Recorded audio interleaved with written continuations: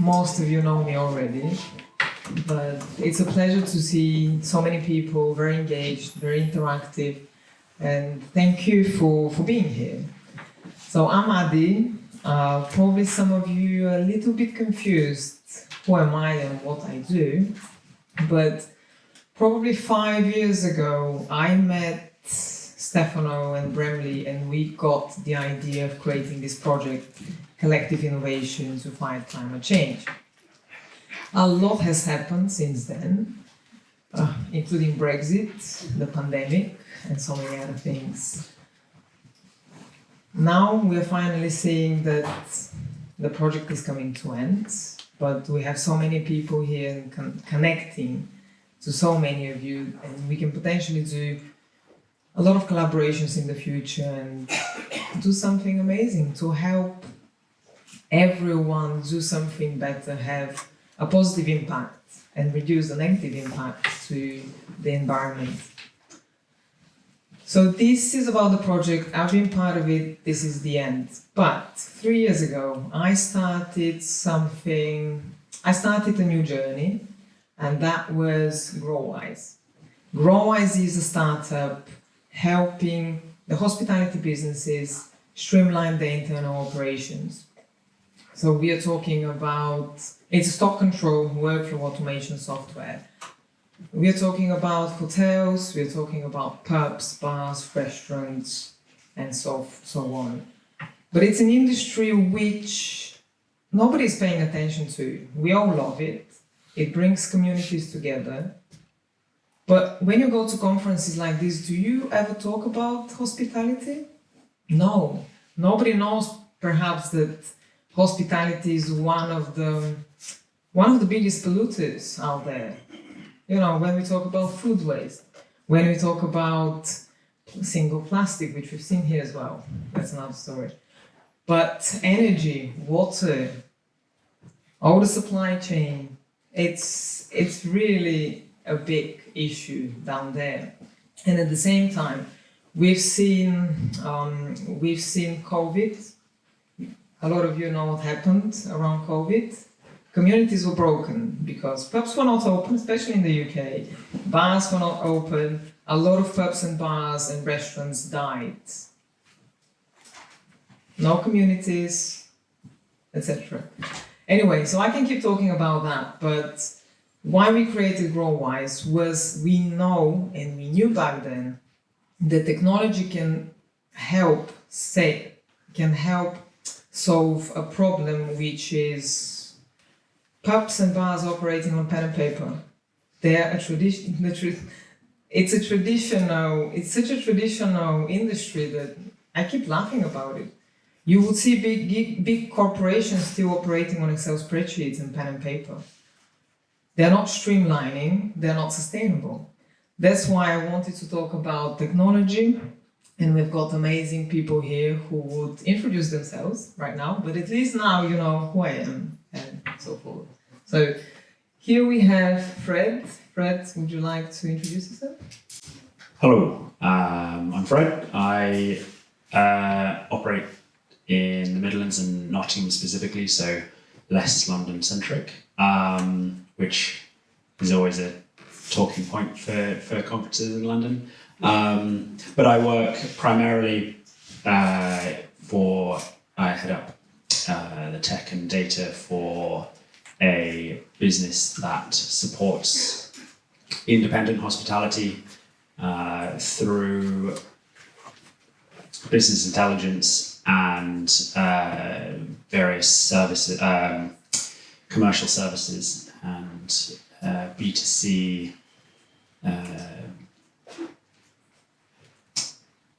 what do you call it? In English? Yes. Basically, so that the consumers can find these independent hospitality venues. And then I work with the local authorities and MPs and things, just trying to decrease the disparity in representation for independents. So it's all about independents and SMEs, but really if you are a business that has a venue outside in more than one city, more than one locale, then you're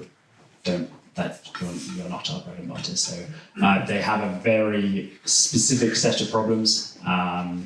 They are all fighting the exact same problems, but they just don't have time or energy to be dealing with them in a productive or efficient manner. And that's where we're coming in, hopefully. And part of that is a strategic partnership with GrowWise to share and introduce each other's services to more people. So more independence. Eduardo, I'm co-founder of Smart Container, the company out there.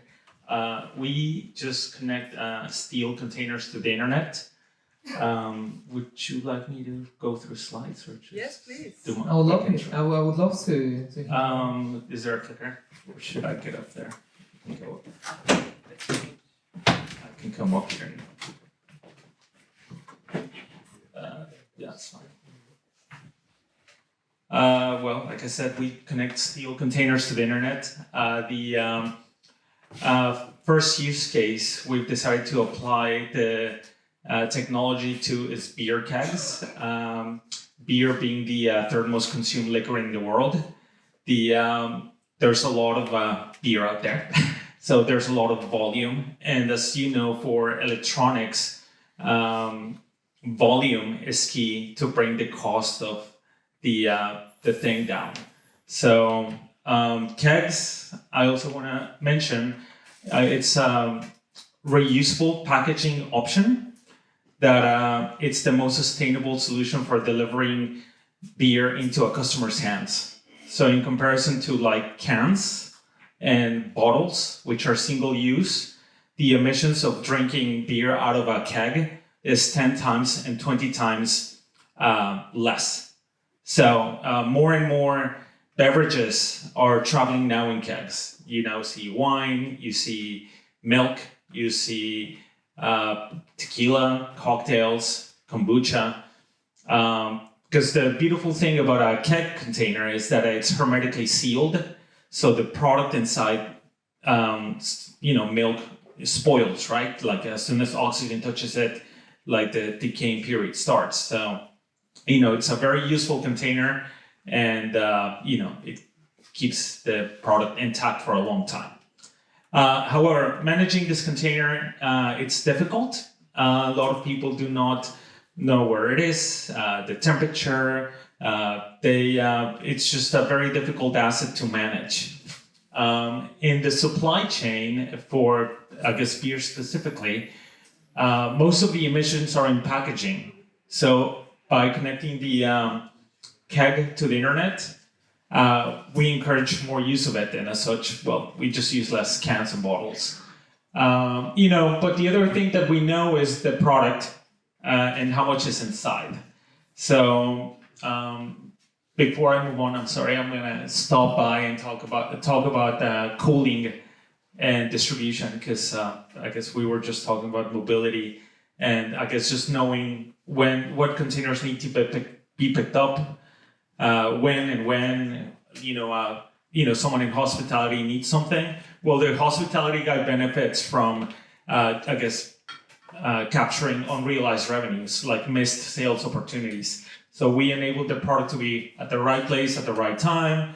This enables better also efficiency of like the cold storage units. So optimization of all that warehousing space, and I can go on and on like all the use cases for it. Here's an illustration such that you understand what I'm talking about.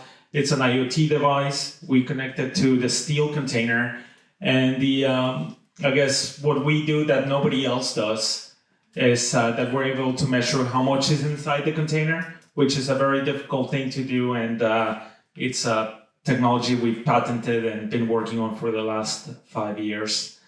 I think, like I said, beer is just the beginning. There's a lot of applications for the technology. It's basically almost like the periodic table. like helium, nitrogen, CO2. The list just carries on and on with the potential applications for this technology. And I'll stop here, and any questions, ask me later. All this talk about kegs brings up some very good memories from college, and we're in one. My name is Joe. I'm the co-founder of Collie. Collie has a very simple mission. We're trying to help food service companies, especially contract catering, to manage reuse and ditch single-use food and drink packaging. We offer it as an all-in-one solution with a tracking software to help people borrow and return reusable containers. We currently work in companies like Compass Group and NHS trusts and different hospitals and colleges and banks to help people engage with reuse, which is why I was not that happy to see the single-use cups. Yeah, so these are they're good. They can be reused, but then it's not tracked. So if it's a single-use thing that is not tracked and then thrown away, it's a bigger strain on the planet than before. Oh, thank you, guys. Yeah, these are the worst. I've seen the single use, and I've got. I mean, there was no other way, and this is where we come to limitations of resources. Can you be sustainable when you don't have resources? Like, for example, independent bars and pubs and hotels, all the small guys, they're struggling. I mean, a lot of them are closing because there's staff turnover. There's, COVID hits, then you've got energy prices, inflation, etc. It's like, why would they think about sustainable initiatives? The big guys, yeah, because it's all the buzz, it's all the greenwashing, whatever. But if we probably had 20k budget, then you can afford perhaps to do something, not have single use. Or what's your opinion on that? Anyone? Well, yes. So it's an interesting point.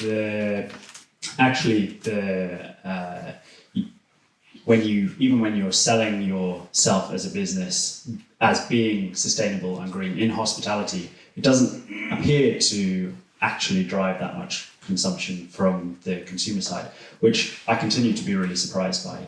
And it certainly depends on your particular audience, but across the spectrum. What is actually driving, what appears to be driving the changes in larger businesses at the moment in hospitality is the energy bills, which of course is affecting everyone. But hospitality is one of those industries that consumes a lot of energy. Think of any restaurant. And I was hearing from Revolution Bars yesterday who over the past year they've reduced, 8 months, they've reduced their energy consumption by 35%, which is very impressive, and it's largely by the kind of simple things, the out of hours, just turning stuff off overnight, basically, that doesn't impact customers in the day. But really, my suspicion is that, not suspicion, it's pretty clear, that that's because of the energy bills.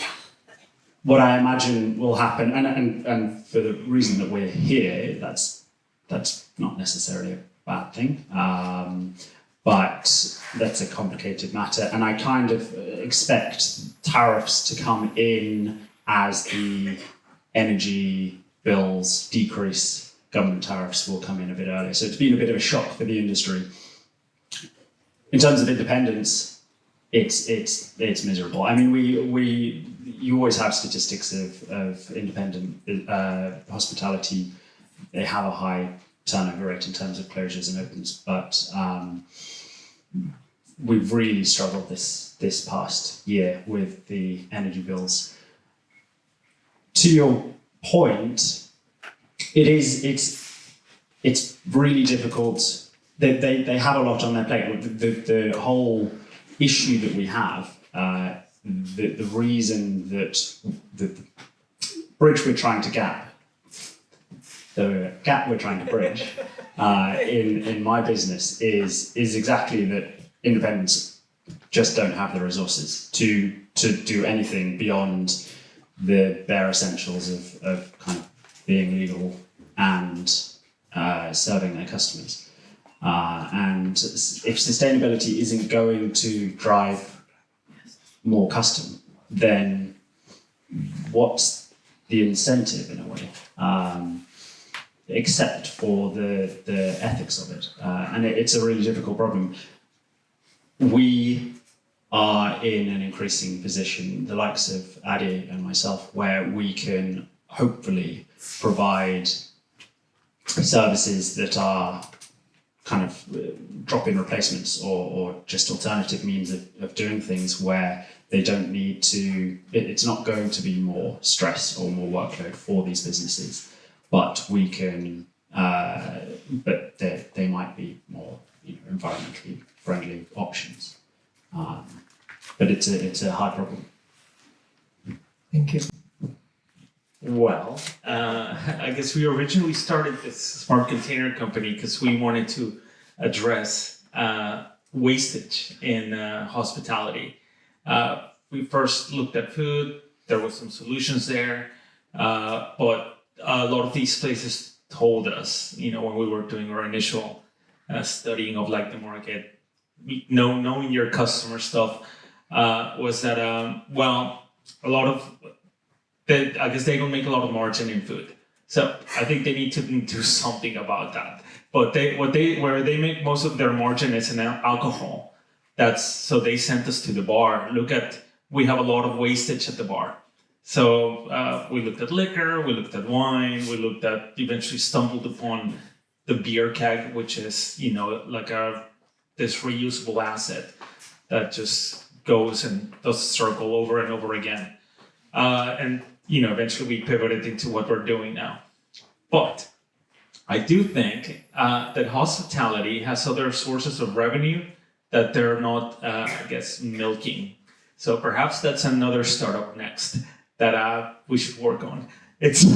I think that they have a lot of consumption data, like knowledge, this is like the B2C stuff that the big brands are interested in. And for example, I know that in beer, like a lot of people are trying to track consumption because that's something that we do. And eventually, this consumption data is sort of like there's insights in there that Heineken or AB InBev are willing to pay a lot of money for it, because just like everybody knows, I guess understanding the return on investment on a marketing campaign is very difficult. So for us, since we're able to track consumption in the barrels, we're able to give them a KPI that helps them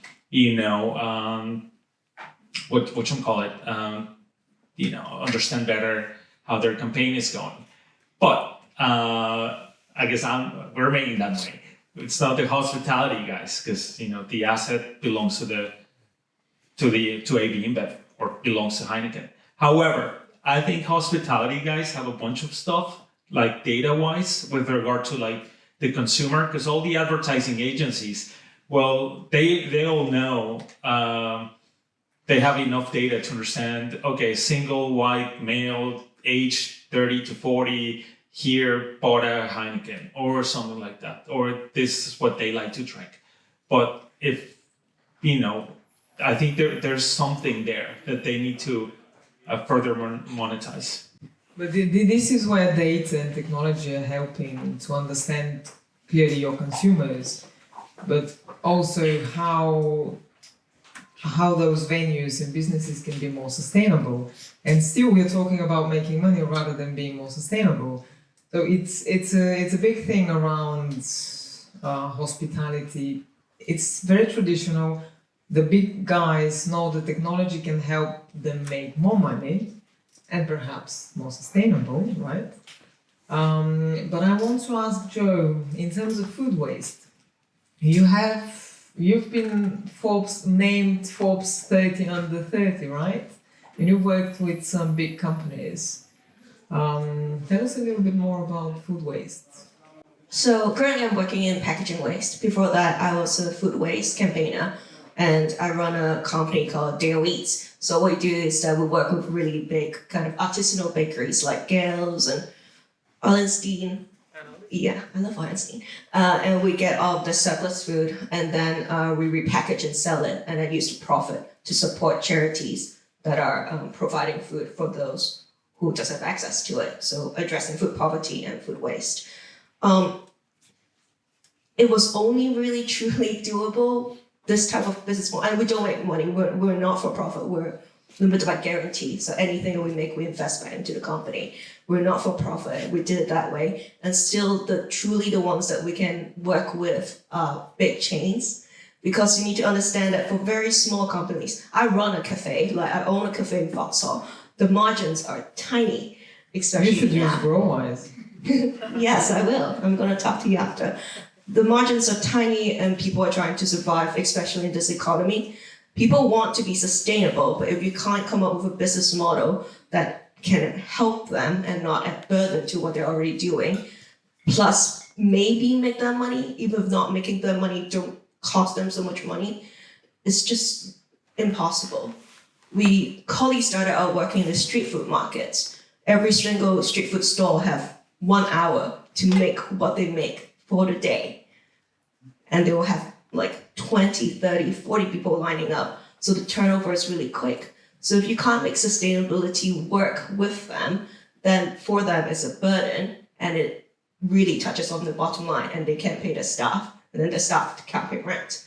So the reason why we now work with like big companies is that we're trying to improve the tech so that we can really realize circular economy where it works in scale, where because so many people are in the system and we're building a system for everyone, we can bring the cost down for everyone.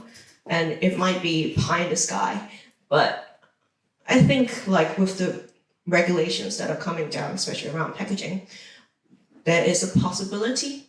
But then yesterday and the day before I was at a conference where people were having full-blown arguments about the policies. It's going to be an uphill battle. Thank you. I'd just really like to follow on the last question. You were talking about the food waste. Yeah. In your opinion, would a government mandate on, let's say, all retailers having to recycle their food, would that help, do you think, the issue, or just create more bureaucracy for small businesses that are struggling anyways? Or would that be really the way of scaling and actually stopping the food waste?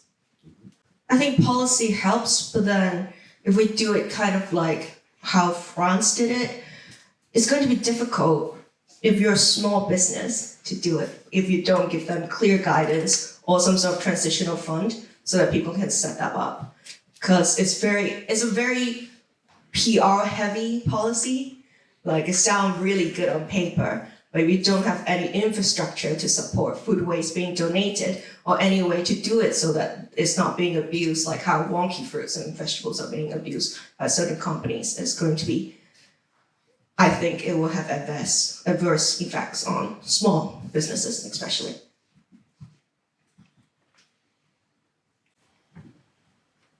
I think that food packaging broadly it's a very interesting subject that is quite difficult to discern the signal from the noise. There seems to be a lot of bickering about. So you've got this two camps of sustainability when it comes to food packaging, because there's this broad concern about the use of plastic and single-use plastic. But then many people will argue, and the packaging industries will argue, that it reduces food waste, and food waste is this stat or this stat, and they seem to have different sets of stats. I know it seems suspicious that both my numbers so far have been the same, but in this country, food and beverage, including hospitality, represents about 35% of the UK's domestic emissions. It's a huge issue. It's obviously difficult to talk about domestic emissions, but yes, you're absolutely right in terms of the small businesses and what tends to happen with policy. and I'm not saying this is right or wrong, but because of the burden that it applies to small businesses with these kind of policies, the policy will apply to businesses above a certain size. And that applies to, all sorts of administrative policies and whatnot. But the independent hospitality in this country is a little under 70% of hospitality. The vast majority of them are independent one venue or SMEs. And so I'm kind of seeing it as, the way I see it is, it's stars aligning, like I was talking about with the energy bills, but then it's culture. And culture's impossible, but you can instill a culture within industries and more easily within companies of this being important. But the culture is vital to have. You can't just have that initial, we were talking about it earlier, you can't have that initial burst of energy because it'll die out without the internal support and external support from within the business and so forth. Thank you guys. How are we doing with time? Nearly there. It's very interesting we're talking about culture because again we're ticking the box with this one person who would be a leader in a company and would take everyone on the same journey. So you need one person who is interested in sustainability, and this is what you were saying earlier to me, because you encourage them to make small changes for this specific venue, let's say.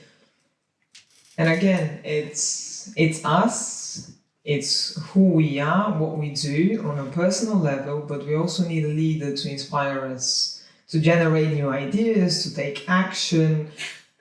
I'm not sure where Steve is, but it comes from us, from one person to encourage others. And again, we're ticking the box with collectively we can do better together. Thank you. Thank you guys.